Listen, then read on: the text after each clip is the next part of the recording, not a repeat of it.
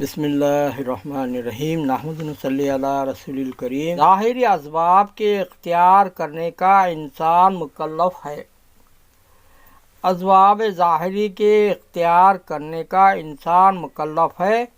اللہ پاک نے حضرت نوح علیہ السلام سے سبب ظاہری اختیار کرایا اور حکم دیا کشتی بناؤ۔ حضرت داؤد علیہ السلام کو ذرا بنانا سکھایا۔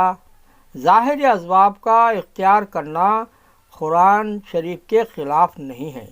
ظاہری اسباب اس طریقے سے اختیار کرو اسباب غیبی خلاف نہ ہو جائے۔ تدبیر کرو مگر تقدیر کا یقین جما کر تدبیر خدا کے حکم کے مطابق کرو۔ اگر چل گئی تو کبھی کامیاب اور اگر تدبیر نہ چلی تو بھی کامیاب، کیونکہ خدا کا حکم پورا ہوا تو آسمانوں پر انجام اچھا لکھا گیا، اور اگر تدبیر خدا کا حکم توڑ کر چل بھی جائے تو انجام برا آئے گا اور اوپر کا فیصلہ خلاف ہوگا۔ کام تو اللہ کے ارادے سے بنے گا، اگر اللہ ارادہ نہ کرے تو کام نہیں بنے گا۔ حضرت یوسف علیہ السلام کے بھائیوں نے تدبیر کی کہ باپ کے دل میں ہماری محبت آئے۔ باپ کی محبت کے لیے تدبیر کرنا کوئی حرج نہیں، لیکن تدبیر جو کی وہ شریعت کے خلاف کی۔ بھائی کو کنویں میں ڈالا، تدبیر چلی لیکن شریعت کے خلاف تھی تو آسمانوں پر فیصلہ ان کے خلاف ہوا۔ ہر کام اللہ کے ارادے سے ہوتا ہے، چاہے انسان کتنی تدبیریں کرے۔ اللہ جو چاہتا ہے کرتا ہے۔ انسان کو کسی کام پر اصرار نہیں کرنا چاہیے۔ کام بن جائے، بعض مرتبہ کام کا بننا ٹھیک ہوتا ہے، بعض مرتبہ کام کا نہ بننا ٹھیک ہوتا ہے، اور اللہ تعالیٰ اس کو خوب جانتے ہیں۔ جس حال میں رکھے انسان کو راضی رہنا چاہیے، کام بنے یا نہ بنے۔ تدبیر کرنے کا انسان مکلف ہے جو شریعت کے موافق ہو، اور کام کا نتیجہ اللہ تعالیٰ پر ہے، جو چاہے کرے۔ اگر راحت دینداری کے ساتھ آتی ہے تو یہ برکت جیسے حضرت سلیمان علیہ السلام اور داؤد علیہ السلام کے لیے، اور اگر راحت بے دینی کے ساتھ آئی یہ مہلت ہے، جیسے فرعون، قارون اور حامان کے لیے۔ عزیز مصر نے تدبیر کی، اپنی عزت اور ملک بچانے کے لیے وہ تدبیر یہ تھی۔ یوسف علیہ السلام کو جیل میں ڈالا، تدبیر چلی، عزت بچ گئی، لیکن شریعت کے خلاف تھی تو آسمانی فیصلہ خلاف ہوا، انجام برا آیا۔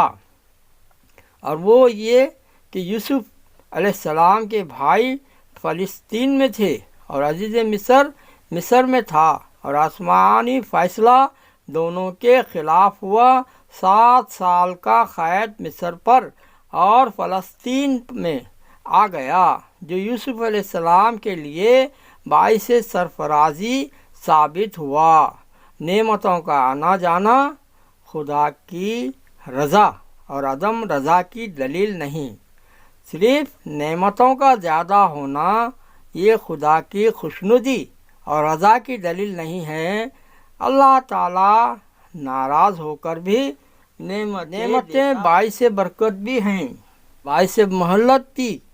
اللہ تعالیٰ اس فرق کے ساتھ دیتا ہے، مثال کے طور پر جیسا چوہا اس کے پنجرے میں انسان نعمتیں رکھتا ہے ناراض ہو کر، تاکہ اس چوہے کو پنجرے میں پکڑا جائے اور پھر اس کو مارا جائے۔ دوسری طرف طوطے کو پنجرے میں نعمتیں دی جا رہی ہیں مگر رضامندی کے ساتھ بہلا رہا ہے۔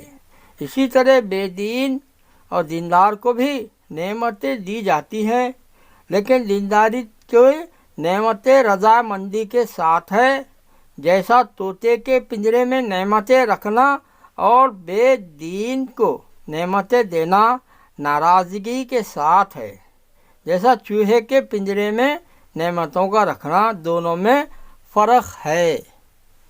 अल्लाह ताला फरमाते हैं, हमने दरवाजे खोल दिए नाफरमानों के लिए, मुल्क का दरवाज़ा, माल का दरवाज़ा, आमदनी का दरवाज़ा सब खोल दिए हैं।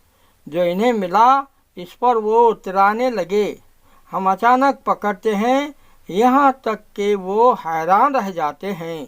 ये लफ्ज़ माँ यहाँ आम है। अगर मुल्क, आमदनी, अहदा, डिग्री इस पर आदमी इतराया तो अल्लाह की पकड़ आएगी, क्योंकि लफ्ज़ माँ आम है, रूहानी नेमत है।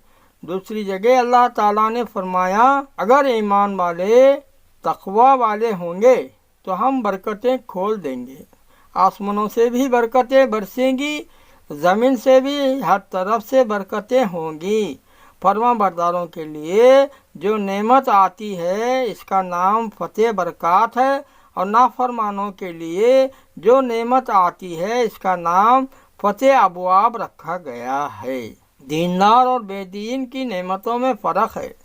इसी तरह दीनदार और बेदीन की तकालीफ का भी जुदागाना नौयत रखती है। फरमाबरदारों पर तकलीफ आती है, आज़माइश की आती है। खुदा को इम्तिहान लेना मकसूद होता है। इन तकालीफ को खुदा इब्तिला और आज़माइश कहता है। जैसा जंगे ओहद और हुनैन में भी सहाबा रज़ियल्लाहु अन्हुम पर तकलीफ़ें आई, मगर वो बतौर इब्तिला के आई, और नाफरमानों पर जो तकलीफ़ें आती है वो बतौर अज़ाब के आती है। फरमाबरदारों की तकलीफ़ की मिसाल जैसे ऑपरेशन में डॉक्टर का छुरा मारना, ये राहत के लिए होता है, ना कि तकलीफ़ पहुँचाने के लिए।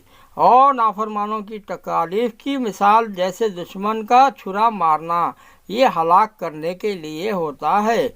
और कुरान पाक में नाफरमानों के साथ जो तकलीफ़ आती है इसके लिए लफ्ज़ अज़ाब इस्तेमाल किया गया है।